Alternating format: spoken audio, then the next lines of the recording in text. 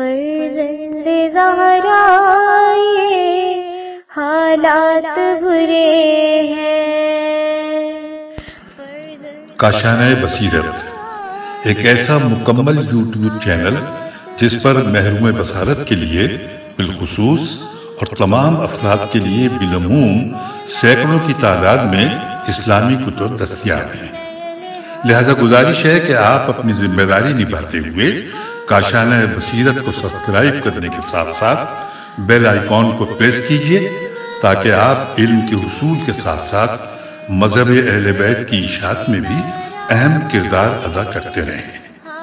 کاشانۂ بصیرت، فرزند زہرا یہ حالات برے ہیں۔ بسم اللہ الرحمن الرحیم۔ السلام علیکم سامعین، کاشانۂ بصیرت کا یوٹیوب چینل میں سیمی زوار ہم مل کر پڑھ رہے ہیں کتاب اصلاح الرسوم الظاہرہ بکلام الاطہرۃ الطاہرہ، معروف باصلی اسلام اور رسمی اسلام، تصنیف و تالیف علامہ شیخ محمد حسین النجفی، اور ریڈنگ کا پارٹ نمبر 21۔ یہاں پر ہم پیج 270 پر ریڈنگ کا آغاز کرنے جا رہے ہیں، اور یہ ہم یقیناً جو آپ میں سے سامعین میرے ساتھ پڑھ رہے ہیں ان کو بخوبی اندازہ ہے کہ ہم 7ویں باب کو پڑھ رہے ہیں کہ جس کا عنوان ہے ان غلط رسوم کا بیان کہ جو غم یعنی موت سے متعلق ہیں۔ آئیے ہم اب ہیڈنگ پڑھنے جا رہے ہیں، بیوہ کا عقد ثانی نہ کرنا اور بیوہ سے بدسلوکی کرنا۔ تفصیلات جانتے ہیں۔ لکھا ہے ہندو مت کی روح سے ایک ہندو عورت کی یہ بد نصیبی ہے کہ وہ شادی کے خواہ دوسرے دن ہی بیوہ ہو جائے، وہ دوسری شادی نہیں کر سکتی، بلکہ اس کی چوڑیاں توڑ دی جاتی ہیں، اور وہ بناؤ سنگھار نہیں کر سکتی، دوپٹہ میلا اوڑھتی ہے، اور وہ اپنی ہم عمر لڑکیوں کے ساتھ اٹھ بیٹھ بھی نہیں سکتی، گویا اس کے شوہر کے مرنے کے ساتھ اس کی جوانی کے جذبات بھی مر جاتے ہیں۔ یہ حقیقت بڑی افسوسناک ہے کہ ہندوؤں کے ساتھ میل جول اور ان کے ساتھ رہن سہن کی وجہ سے اسلامی معاشرے میں بھی یہ چیز سرایت کرائی ہے کہ وہ بیوہ کی عزت نہیں کرتے، اور شادی بیاہ اور خوشی کی دوسری تقریبوں میں بیوہ کی موجودگی کو منحوس خیال کرتے ہیں، اس لیے ان تقریبات سے اسے دور رکھتے ہیں۔ اس غلط روش و رفتار کا نتیجہ ہے کہ بیوہ عموماً احساس کمتری اور احساس بد نصیبی میں مبتلا ہو جاتی ہے، اور خود بخود میلے کچیلے کپڑوں میں ملبوس رہ کر اس قسم کی خوشی کی تقریبوں سے الگ تھلگ ہی رہتی ہے، اور اپنی ہرما نصیبی یا معاشرے کی ستم ظریفی پر چپکے اشک غم بہاتی ہے۔ بہرحال وہ بیچاری بیوگی کی زندگی عموماً اپنے میکے میں گزار دیتی ہے، مگر وہاں بھی اس کی کوئی قدر و وقت نہیں ہوتی۔ کیا یہ ستم ظریفی نہیں ہے کہ رنڈے مرد تو جب چاہیں اور جس قدر چاہیں دوسری شادیاں کر لیں، مگر مظلوم بیوہ کو اس کے اس فطری اور شرعی حق سے محروم سمجھا جائے؟ اور اگر کوئی بیوہ ظالم سماج کی اس ظالمانہ رسم کو توڑ کر عقد ثانی کر لے تو اس سے اس کا معاشرے میں اور بھی مقام گر جاتا ہے، اور اس کی رہی صحیح کسر بعض علاقوں کی رسم بے جیم الف رے بجار، اور یہ انورٹڈ کاما ہے، رسم بجار نے پوری کر دی ہے۔ بہر نو ہندوؤں کی دیکھا دیکھی رفتہ رفتہ مسلمانوں میں بھی یہ رسم بد سرایت کر گئی ہے کہ مرنے والے کی بیوہ خواہ ایک رات کی دلہن ہو، عقد ثانی نہیں کرتی، بلکہ عقد ثانی کرنے کو شان وفا کے خلاف جانتی ہے، اور اگر وہ کرنا چاہے تو اس کے لواحقین راضی ہی نہیں ہوتے۔ معلوم ہونا چاہیے کہ سوچ کا یہ انداز سراسر غیر اسلامی ہے۔ اسلام کا قرآن تو یہ کہہ کر اپنے وابستگان کو عقد بیوگان کی ترغیب دلاتا ہے، پارہ نمبر 18 سورہ نور اور رکوع نمبر 1، ترجمہ کے اور اپنی رانڈوں کے نکاح کر دو، اور اپنے قابل نکاح غلاموں اور کنیزوں کے بھی اگر وہ غریب و نادار ہوں گے تو خدا ان کو اپنے فضل و کرم سے تونگر بنا دے گا، کیونکہ اللہ وسعت اور بڑے علم والا ہے۔ Inverted Cama close.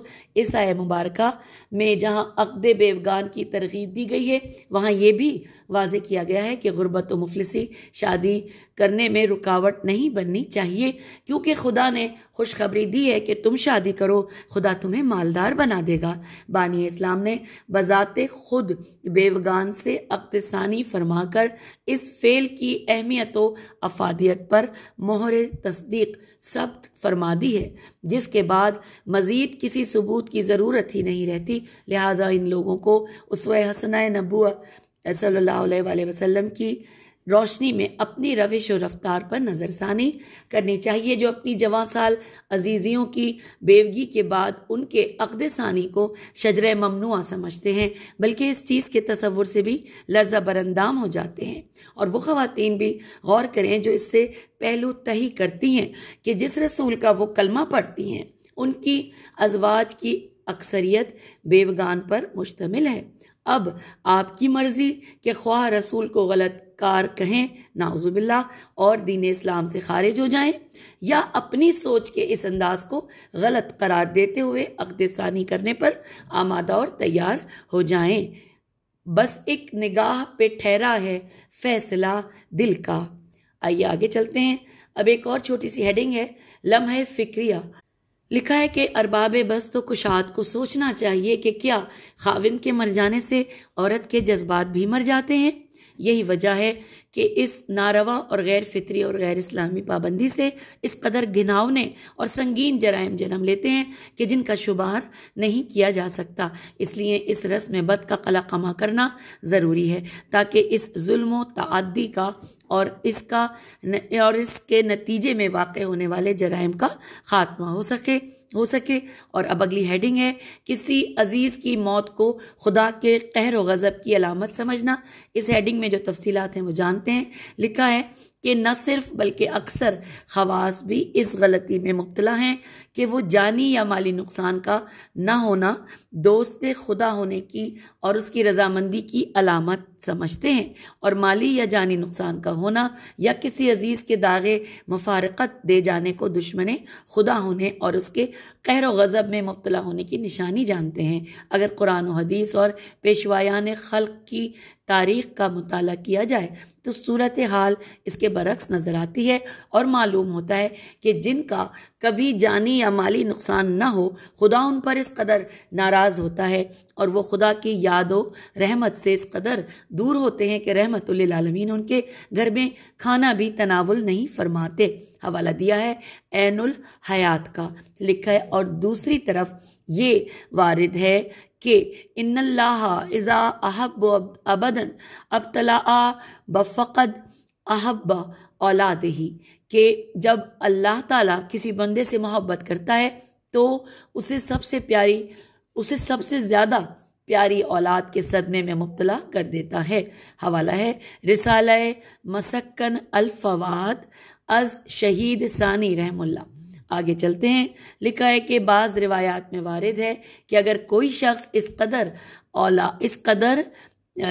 اولاد و احفاظ الف ہے الف دال اولاد و احفاد چھوڑ جائے کہ اس کی اولاد میں سے 1000 مسلح جوان امام زمانہ علیہ السلام کے ہم رکاب ہو کر اعلیٰ الف عین لام الف حمزہ اعلیٰ کلمت الحق کی خاطر جہاد کریں تو جو اجر و ثواب اس شخص کو ملے گا اس سے زیادہ ثواب اس شخص کو ملتا ہے کہ جس کا ایک بچہ اس کی زندگی میں مر جائے اور وہ اس کی موت پر صبر کرے۔ حوالہ ہے حلیت المتقین۔ آگے چلتے ہیں۔ لکھا ہے بعض اخبار و آثار میں وارد ہے کہ بروز قیامت جب خداوند عالم صغیر سنی میں مرنے والے بچوں کو جنت الفردوس میں داخل کرنے کا حکم دے گا تو وہ دروازے جنت پر رک جائیں گے اور یہ کہہ کر جنت میں داخل ہونے سے انکار کر دیں گے اور کہیں گے کہ ہم کس طرح بہشت میں داخل ہوں جبکہ ہمارے والدین عرصہ قیامت کے مصائب میں گرفتار ہیں۔ اس وقت خدائے رحیم فرمائے گا کہ یہ بچے سچ کہتے ہیں، پہلے ان کے والدین کو جنت میں داخل کرو۔ چنانچہ پہلے ان کے ماں باپ جنت میں داخل ہوں گے اور پھر وہ بچے داخل ہوں گے۔ حوالہ دیا ہے سراج الشیعہ شرح لمعہ وغیرہ، لام میم عین لمعہ، شرح لمعہ، شین رے لام میم عین ہے وغیرہ۔ لکھا ہے پھر کہ ان حقائق کی روشنی میں یہ حقیقت کھل کر سامنے آ جاتی ہے کہ کسی جانی یا مالی نقصان کا نہ ہونا دشمن خدا اور ان نقصانات کا ہونا دوست خدا ہونے کی علامت ہے۔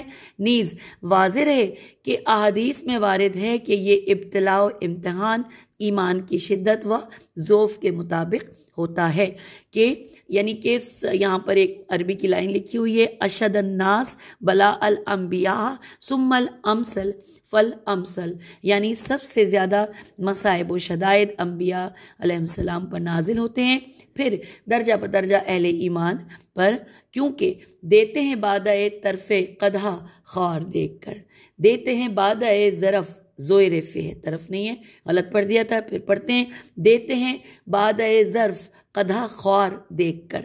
آگے چلتے ہیں، لکھا ہے بہرحال ضرورت اس چیز کی ہے کہ اس بدعتی سوچ کا زاویہ تبدیل کیا جائے اور اسلامی سوچ کا انداز اپنایا جائے۔ اور اب اگلا پوائنٹ جو کہ جس میں لکھا ہے نمبر 16 کہ نمائشی ماتم اور بیان کرنا، آئیے پڑھتے ہیں۔ لکھا ہے کہ مرنے والے کے غم، فراق اور درد جدائی میں رونا اور اظہار غم کرنا ایک فطری امر ہے، اور دین اسلام جو کہ دینی فطرت ہے اس سے ہرگز منع نہیں کرتا۔ یہ بات اپنی جگہ مسلم ثبوت ہے اور ایک فطری امر ہے، اور یہ اس بے صبری میں داخل نہیں ہے جس سے شریعت مقدسہ میں روکا گیا ہے۔ اور یہ خیال کرنا کہ کسی میت پر رونے سے میت کو عذاب ہوتا ہے، نص قرآنی کے مخالف ہونے کی بنا پر قبول نہیں ہے۔ اور یہاں پر نص قرآنی جہاں لکھا ہے وہاں پر بریکٹ میں لکھا ہے اللہ تزیرو وزیرتم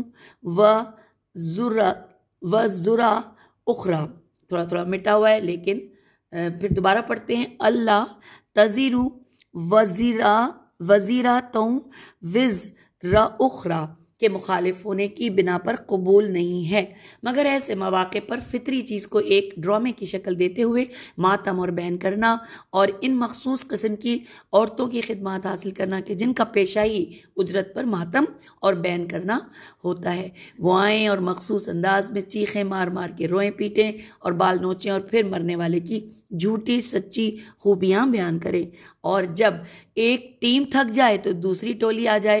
یہ قطعاً غلط ہے اور مذاق خیز نمائشی ماتم ہے جس کا شرعاً کوئی جواز نہیں ہے، لہٰذا اس سے اجتناب کرنا ضروری ہے۔ اور اب نیکسٹ ہیڈنگ ہے نمبر 17 کے سوگوار خاندان میں پرتکلف دعوت کا اہتمام کرنا۔ اس ہیڈنگ میں کیا تفصیلات ہیں یہ مل کر پڑھتے ہیں۔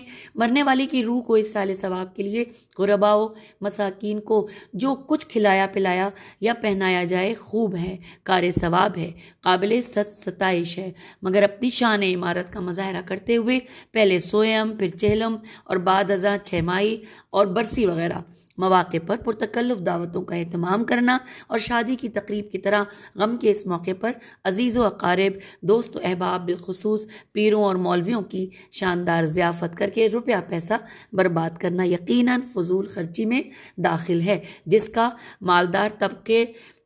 مالدار طبقہ تو پھر بھی متحمل ہو سکتا ہے، مگر غریبوں کا تو جنازہ ہی نکل جاتا ہے۔ شادیوں کی غلط رسوم کی طرح غمی کی ان رسموں کی ادائیگی کی وجہ سے لوگ قرض کے بھاری بوجھ تلے دب کر رہ جاتے ہیں اور مدتوں تک اس کا خمیازہ بھگتتے رہتے ہیں۔ لہٰذا اگر عزیز و اقارب غمزدہ گھر کھانا بھیج نہ سکیں تو کم از کم خود تو ان پر بوجھ نہ بنے۔ الغرض اس رسم بد کا اور اس بدعت کا خاتمہ ضروری ہے تاکہ سوگوار خاندان دوہری مصیبت سے بچ جائے۔ ہم پیج 276 پر آ گئے ہیں۔ اب اگلا پوائنٹ نمبر 18 ہیڈنگ ہے 4 جمعرات کا اہتمام کرنا۔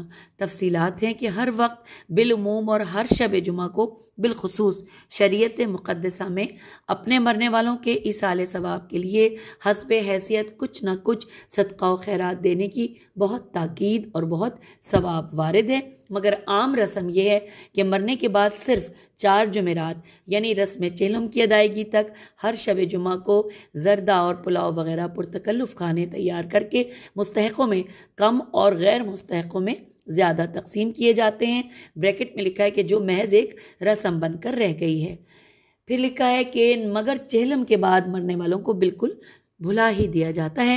یہ غیر اسلامی انداز فکر ہے جس سے پہلو تہی ضروری ہے، بلکہ ایسا کرنا چاہیے کہ مدت العمر شب جمعہ گھر میں غروب آفتاب سے قبل روشنی کا انتظام کیا جائے، گھر میں جھاڑو وغیرہ دے کر اسے صاف کیا جائے اور مرنے والے کے ایصال ثواب کی خاطر حسب توفیق غریبوں اور مسکینوں کی کچھ خدمت کی جائے، جس سے خدا اور اس کا رسول اور ائمہ خدا نے بھی خوش ہوں گے، ائمہ خدا بھی خوش ہوں گے اور مرنے والے کی روح بھی شاد کام ہوگی انشاءاللہ۔ 19 نمبر پہ ہیڈنگ آ گئی ہے جنازہ خواں غسال اور گورکن کو اجرت دینا۔ لکھا ہے کہ چونکہ میت کے تمام احکام از قسم غسل و کفن، دفن اور نماز جنازہ وغیرہ فرزندوں پر واجب کفائی ہیں اور اپنے واجبات کی ادائیگی پر اجرت لینا بالاتفاق حرام ہے، اس لیے بعض علاقوں میں جو گورکن، غسال اور جنازہ پڑھانے والے ملا کو بطور اجرت مخصوص رقم یا مخصوص چیزیں دی جاتی ہیں، اس اجرت کا دینا بھی اور اس کا لینا بھی شرعاً حرام ہے، اس لیے اس سے اجتناب لازم ہے۔ ہاں، کسی اور عنوان سے مثلاً اگر ان لوگوں کی آن کو غریب و مسکین اور بے لوث خدمت گر سمجھ کر قربتاً اللہ کچھ خدمت کر دی جائے تو اس میں کوئی مذائقہ نہیں ہے، مگر اجرت اور چیز ہے اور فی سبیل اللہ خدمت کرنا اور چیز ہے۔ واللہ الموفق۔ 20 نمبر پہ ہیڈنگ آ گئی ہے شب برات اور روز عاشورہ کا فاتحہ۔ لکھا ہے شب برات کچھ لوگ حلوہ اور زردہ وغیرہ پکا کر اور تقسیم کر کے مردوں کو ایصال ثواب کرتے ہیں اور قبرستان میں جا کر قبروں پر فاتحہ پڑھتے ہیں۔ اس طرح کچھ لوگ ایام عزا بالخصوص روز عاشورہ قبرستان میں جا کر قبروں پر از قسم دال وغیرہ اناج ڈالتے ہیں۔ ان رسموں کی شرعاً کوئی حقیقت نہیں ہے۔ ہاں، مرنے والے کے ایصال ثواب کے لیے جب کبھی کوئی کار خیر انجام دیا جائے اس کا ثواب اس کو پہنچ جاتا ہے۔ ان تاریخوں کی کوئی خصوصیت نہیں ہے اور نہ ہی بلا دلیل شرعی اس قسم کی تعین جائز ہے۔ تے عین یہ نون تعین یا تعین جائز ہے۔ 21 نمبر پہ ہیڈنگ آ گئی ہے مرنے والے کے سرہانے قرآن رکھنا۔ بعض علاقوں میں یہ رسم جاری ہے کہ جب کوئی مرنے والا مر رہا ہو تو اس کے پاس قرآن مجید کی تلاوت کرتے ہیں اور جب اس کی روح قفس عنصری سے پرواز کر جاتی ہے تو قرآن اس کے سرہانے رکھ دیتے ہیں۔ اگرچہ قرآن خوانی میں کوئی مذائقہ نہیں ہے، مگر اس کے سرہانے قرآن رکھنا علاوہ اس کے کہ یہ امر شرعاً وارد نہیں ہے، الٹا اس سے توہین قرآن کا پہلو نکلتا ہے، لہٰذا اس سے اجتناب کرنا چاہیے۔ نمبر 22 ہے کھانا یا پھل فروٹ سامنے رکھ کر اس پر ختم دینا۔ اس ہیڈنگ کے حوالے سے تفصیلات پڑھتے ہیں۔ من جملہ ان رسموں کے کہ جو متحدہ ہندوستان میں ہندوؤں کے ساتھ میل جول کی وجہ سے مسلمانوں میں پیدا ہوئیں اور کسی اسلامی ملک میں آج تک رائج نہیں ہے، ایک رسم کھانا یا پھل فروٹ سامنے رکھ کر اس پر مخصوص صورتیں پڑھ کر ختم دینا اور ایصال ثواب کرنا ہے، جو کہ خالص ہندوانہ رسم ہے، جسے وہ سراد سین رے الف دال دو چشمی ہے سراد، یہ لفظ جو ہے وہ انورٹڈ کاما میں ہے کہ جسے وہ ہندو سراد کہتے ہیں، جب سراد کا کھانا تیار ہو جائے تو وہ پنڈت کو بلواتے ہیں جو اس کھانے پر بے یہ دال پڑھتا ہے۔ حوالہ ہے تحفۃ الہند صفحہ نمبر 91۔ ہماری رسم میں فرق صرف اتنا ہے کہ وہاں پنڈت پڑھتا ہے، یہاں ملا پڑھتا ہے، وہ بیت پڑھتا ہے اور یہ قرآن پڑھتا ہے۔ بیت کی جگہ بے یہ دال کی جگہ قرآن اور پنڈت کی جگہ ملا نے لے لی ہے اور بس۔ جہاں تک سرکار محمد وآل محمد علیہ السلام کی مقدس سیرت کا تعلق ہے تو باوجود تبتع و تخصص بے تے عین اور تشدید ہے، و تے زواد ہے سواد تزحس ہے پہ تشدید ہے، کہ ان کے ہاں اس کا کوئی نام و نشان بھی نہیں ملتا۔ ہاں قرآن خوانی کا ثواب الگ ملتا ہے اور اطعام طعام کا ثواب الگ ہے، بشرطے کہ مستحق کو کھلایا جائے۔ بہرحال دونوں کو یکجا کرنا ہندوانہ رسم ہے اور یہ بدعت ہے جس سے احتراز لازم ہے۔ طرف تماشا یہ ہے کہ اگر روپیہ، کپڑا یا غلہ وغیرہ ایصال ثواب کے لیے دیا جائے تو اسے تو سامنے رکھ کر اس پر کچھ نہیں پڑھا جاتا، لیکن اگر کھانا یا شیرینی دینا ہو تو اس کے سامنے رکھ کر اس پر کچھ پڑھنا ضروری سمجھا جاتا ہے۔ اس فرق کی کیا شرعی دلیل ہے؟ یہاں پر یہ سوالیہ نشان ہے، اور اس کے بعد لکھا ہے کہ نہ سمجھو گے تو پھر سمجھو گے تم یہ چیز تاں کب تک۔ پھر نمبر 23 آ گیا، ہیڈنگ ہے غائبانہ نماز جنازہ پڑھنا۔ لکھا ہے من جملہ ان بدعات کا کہ جن کا تعلق میت سے ہے ایک غائبانہ نماز جنازہ بھی ہے۔ ہمارے مذہب کے مسلمات میں سے ہے کہ نماز جنازہ کے شرائط میں سے ایک شرط یہ ہے کہ میت نماز گزار کے سامنے حاضر اور موجود ہو، لہٰذا غائب پر نماز جنازہ نہیں پڑھی جا سکتی۔ ہر دور، ہر زمان اور ہر مکان میں ہمارا اسی پر عمل رہا ہے، مگر اب بعض اوقات یہ سننے میں آتا ہے کہ فلاں جگہ فلاں کی موت پر ہمارے بعض لوگوں نے دوسرے بعض مسلمانوں کی دیکھا دیکھی اس کی غائبانہ نماز جنازہ پڑھی ہے۔ اگر یہ امر مشروع ہوتا میم شین ر واو عین تو جناب رسول خدا صلی اللہ علیہ وآلہ وسلم اور ائمہ خدا علیہم السلام ضرور ایسا کرتے، لیکن جب انہوں نے مدت العمر تک ایسا نہ کیا ہے اور نہ ہی اس کے کرنے کی اجازت دی ہے تو پھر اس کے بدعت محرمہ ہونے میں کیا اشکال باقی رہ جاتا ہے۔ نجاشی کی موت پر حضرت صلی اللہ علیہ وآلہ وسلم نے صرف دعائے مغفرت فرمائی تھی، جسے حقیقت حال سے ناواقف لوگوں نے غلطی سے نماز جنازہ سمجھ لیا، جو محض غلط ہے۔ لطف یہ ہے کہ جو لوگ اس پر عمل پیرا ہیں ان کے مذہب میں بھی یہ ناجائز ہے، ان کے علماء چیخ رہے ہیں کہ یہ بدعت ہے اور ناجائز ہے۔ چنانچہ فاضل بریلوی ایسے ہی ایک سوال کے جواب میں تحریر فرماتے ہیں کہ وہ مہذب حنفی میں جنازہ غائب پر بھی محض ناجائز ہے۔ آگے لکھا ہے ائمہ حنفیہ کا اس کے عدم جواز پر اجماع ہے۔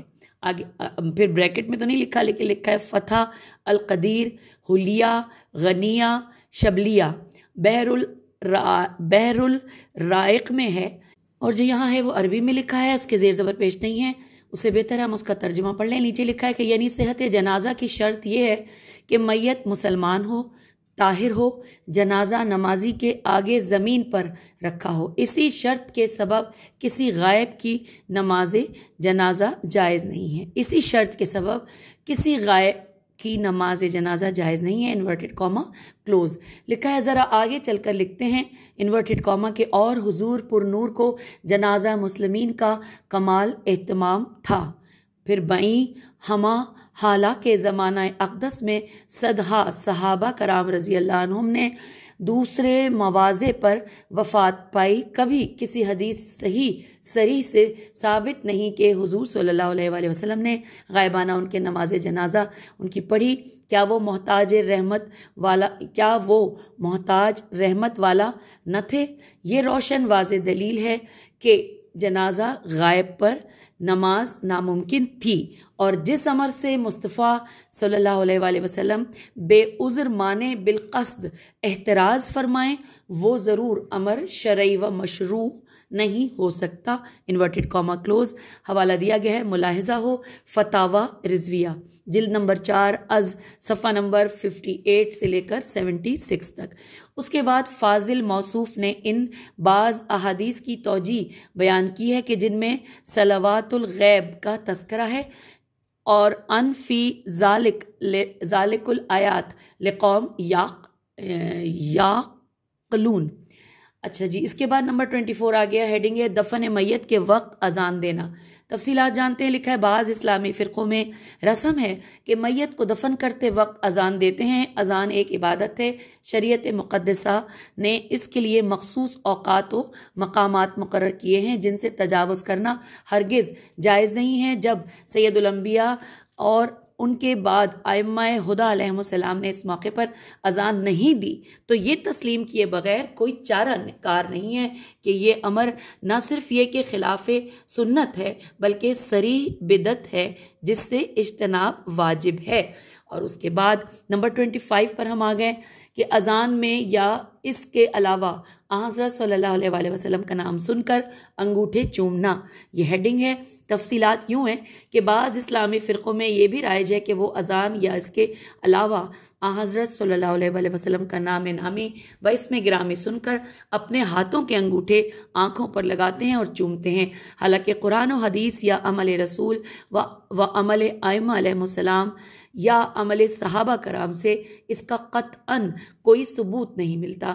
اس قسم کا جو ایک آدھ واقعہ بیان کیا جاتا ہے وہ محقق علماء کے نزدیک موضوع ہے. میم واو زواد واو عین اور بریکٹ میں لکھا ہے کہ ملاحظہ ہو تذکرۃ الموضوعات صفحہ نمبر 36 و موضوعات کبیر صفحہ نمبر 75. لہٰذا اس بدعت سے اعتراض لازم ہے. ہاں البتہ ان کا نام نامی سن کر پڑھ کر اور نام لے کر درود شریف پڑھنا مستحب موقد ہے. لہٰذا یہ مسنون کام کرنا چاہیے. نمبر 26 پہ ہیڈنگ آ گئی قبرستان میں رقم یا گندم یا شیرینی تقسیم کرنا. تفصیلات ہیں کہ بعض علاقوں میں یہ رسم ہے کہ کچھ لوگ قبرستان میں مخصوص رقم کچھ مسجد کے لیے اور کچھ غربا کے لیے اور بعض لوگ گندم کی مخصوص مقدار اور بعض شیرینی کی خاص مقدار تقسیم کرنے کو لازم سمجھتے ہیں. اس میں کوئی شک نہیں کہ میت کے ایصال ثواب کے لیے کوئی بھی کار خیر انجام دینا اچھا ہے مگر جب برضا اور رغبت خود ہو.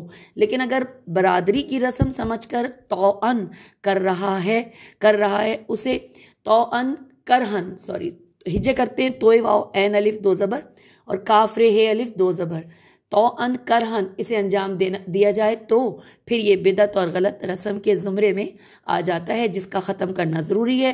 بریکٹ میں لکھا ہے واللہ الموفق. آگے چلتے ہیں. اب ہم نے یہ 26 پوائنٹ جو تھے وہ یہاں پر مکمل ہو گئے اور اب یہاں پر 8واں باب شروع ہونے جا رہا ہے نیا. ہم نے 7واں باب مکمل کیا 2 نشستوں میں. 8ویں باب کا عنوان ہے ان غلط رسوم کا بیان جو مختلف موضوعات سے متعلق ہیں. آئیے جانتے ہیں. جب بفضلہ تعالی سابقہ ابواب میں قریباً ان تمام غلط رسموں کا تذکرہ کیا جا چکا ہے کہ جو خاص موضوعات سے متعلق تھیں تو اب ذیل میں ان بدعات اور غلط رسومات کا تذکرہ کیا جاتا ہے کہ جو معاشرے کے مختلف گوشوں اور زندگی کے مختلف شعبوں سے متعلق ہیں اور جنہیں عامت الناس ایک شرعی فریضے کی طرح اہمیت دیتے ہیں اور پھر بڑے اہتمام سے بجا لاتے ہیں. نمبر 1 22 رجب کے کنڈے. من جملہ تفصیلات پڑھتے ہیں. من جملہ ان غلط رسوم کے 22 رجب کے کنڈے بھی ہیں. یہ رسم پہلے ہندوستان سے نکلی اور پھر رفتہ رفتہ مختلف ممالک میں پھیل گئی اور روز بروز پھیل رہی ہے. مرزا صاحب نے اپنے انٹرویو میں تسلیم کیا ہے کہ وہ اس کی ایجاد کے عینی گواہ ہیں. ان کے سامنے لکھنؤ میں یہ ایجاد ہوئی. اگر کسی دشمن خدا و مصطفیٰ و آل ابا کی ہلاکت پر خوشی کا مظاہرہ کرتے ہوئے یا کسی امام علی مقام کی بارگاہ میں ہدیہ ثواب پیش کرتے ہوئے کچھ حلوہ پوری پکا لیا جائے یا کھا لیا جائے یا اہل ایمان کو کھلا دیا جائے تو اس میں کوئی قباحت نہیں ہے بلکہ کئی اعتبار سے اس کی بجاوری اچھا کام ہے. مگر اس عمل کے لیے جو خصوصیات وضع کی گئی ہیں یا جو شرائط مقرر کی گئی ہیں مثلاً تاریخ 22 رجب ہی ہو, مٹھائی کی مقدار متعین ہو مثلاً 1.25 سیر شکر 1.25 سیر گھی اور پھر اسے خاص طریقے پر پکایا جائے, خاص آدمیوں کو بلا کر کھلائی جائے, اسے مکان سے باہر نہ لے جایا جائے اور جب کنڈے تیار ہو جائیں تو ان پر کسی فرضی لکڑہارے کا بے سر و پا اور بالکل بے بنیاد قصہ بلکہ افسانہ ضرور پڑھا جائے. یہ التزام الف لام تے زے الف میم یہ التزام ہرگز جائز نہیں ہے بلکہ حقیقت یہ ہے کہ ان خصوصیات اور ان شرائط نے ان کنڈوں کو ناجائز بنا دیا ہے اور انہیں تشریع تے شین رے یہ عین तशरी मुहर्रम के ज़ुमरे में दाखिल कर दिया है। नीज़ इस तमा और लालच ने भी खुलूस का जनाजा निकाल दिया है कि हर कूड़े पकाने वाले को लकड़हारे के मन घड़त किस्से में बयान करदा वाक़े की तरह किसी दफीना या खजीने के मिलने की तमन्ना और आरजू होती है। यानी बिलमुम ये काम कुर्बतन इल्लल्लाह अंजाम नहीं दिया जाता, बल्कि कुर्बतन इलद दुनिया किया जाता है। इरशाद कुदरत है, तर्जुमा हम पढ़े हैं कि जो शख्स दुनिया चाहता है तो हम उसे अता कर देते हैं, मगर आखिरत में इसका कोई हिस्सा नहीं है।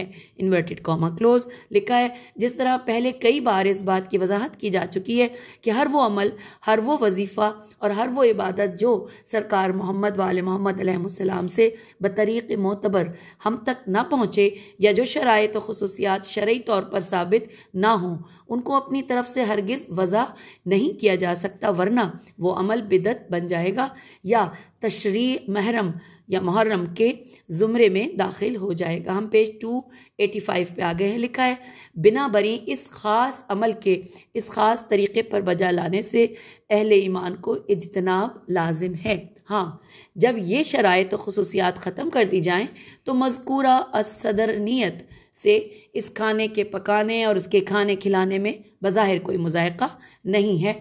ब्रैकेट पे लिखा है वल्लाह आलम। और आइए आगे चलते हैं। दूसरी चीज़ लिखी है न्याज बीबी पाक, ये हेडिंग है और इसकी तफसीलात जानते हैं। लिखा है, इस न्याज की हकीकत भी 22 रजब के कूड़ों से और लकड़हारे के फ़र्जी किस्से से क़तन मुख्तलिफ नहीं है। यहाँ भी मखसूस तरीक़े पर कुछ न्याज तैयार की जाती है और उस पर एक खुद साख्ता मौजज़ा पढ़ा जाता है और फिर वो न्याज सिर्फ मस्तूरात को खिलाई जाती है। कोई मर्द ये न्याज नहीं खा सकता क्योंकि वो बीबी पाक सलामुल्लाह अलैहा की तरफ मंसूब है। किस कदर अफसोस का मकाम है कि जो ख़ानदान ज़माने जाहिलियत की गलत रस्मों के मिटाने और हक़ाइक़ व मारिफ़ इस्लाम फैलाने के लिए आया था, आज उन्हीं के नाम पर रसूम जाहिलियत का अहया किया जा रहा है और जिनके ज़वात मुक़द्दसा के मुस्तनद मोजज़ात से बड़ी बड़ी ज़ख़ीम किताबें छलक रही हैं, उन सब को नज़रअंदाज करके खुद साख्ता और बेबुनियाद मोजज़े बना के बयान करके उस ख़ानदान की अज़मत व जलालत को उजागर करने के बजाय उल्टा उनकी जलालत को बट्टा लगाया जाए और लोगों को उनके वाकई मोजज़ात व करामात पर चैमगोइयाँ करने का मौका फराहम किया जाए। और जो मौज़मा बीबी अपने दस्ते हक़ परस्त से खुद आटा पीस कर, खुद गूंद कर और खुद पका कर साइलों और गैर साइलों को खिलाती थीं, वो खाते थे, आज उनके नाम पर पकी हुई न्याज को मर्द खाने के रवादार नहीं हैं, अगरचे मोमिन भी हों और सैयद भी। और फिर ब्रैकेट में लिखा है कि अनहाजा अल अख्तलाक, और उसके बाद यहाँ पे फ़ारसी का एक शेर है, नीचे उसके माने लिखे हैं कि आया कानून शरीयत मोहम्मदिया में इसका कोई जवाज़ है, ये सवालिया निशान है। और आज इल्मी इन्हतात, तहकीक के फुकदान और अहले इल्म की गफलत और बेहिसी का ये नतीजा है कि मार्केट में कोई इल्मी व तहकीकी किताब तो ढूंढे से नहीं मिल सकती और अगर मिलती है तो इसका कोई ख़रीदार नहीं है, मगर लकड़हारे का किस्सा, मोजज़े बीबी पाक के 10 मोजज़े और इस किस्म के दूसरे रिसाले और बेसरोपा किस्से कहानियाँ हर कुतुब फरोश के पास दस्तयाब हैं और धड़ाधड़ बिक भी रहे हैं। आज तहकीक का फुकदान है, जो हाल जीम है अलिफ लाम जीम पे पेश है पे तशदीद, जो हाल की तकलीद आम है, इल्म बराए नाम है और जहालत तामो आम है। और उसके बाद लिखा है कि दुआ है कि खुदावंद आलम कौम को ख्वाब गफलत से जगाए और इसे अपनी बहू बेटियों को तिलकीन हक़ करने की तौफीक अता फरमाए, जो इन रसूम की बजावरी में मर्दों से भी 2 हाथ आगे हैं। और यहाँ पर फ़ारसी का ही एक शेर है, फ़ारसी आती नहीं है, पढ़ लेते हैं। हाफिज़ो फ़ज़ीफ़ा तो दुआ गुफ्तन अस्त व बस, दर बंद ई मुबाशकस शुनीद या ना शुनीद। यहाँ पर हमने गलत तरीके से इस ज़बान को पढ़ लिया, हम माज़रत चाहते हैं उन लोगों से कि जो फ़ारसी जानते हैं और आप सब दरगुजर करेंगे। यहाँ पर हम आपसे इजाज़त चाहेंगे क्योंकि टाइम हो गया है इस नशिस्त में, और अब अगली नशिस्त में हम पढ़ेंगे तीसरा पॉइंट पेज 287 पर, वो भी मैं आपको बताती चलूँ, वो है उर्स और मेले। इस हवाले से अगली नशिस्त में पढ़ते हैं। इजाज़त दीजिए, खुदा हाफिज़, फ़ी अमान अल्लाह।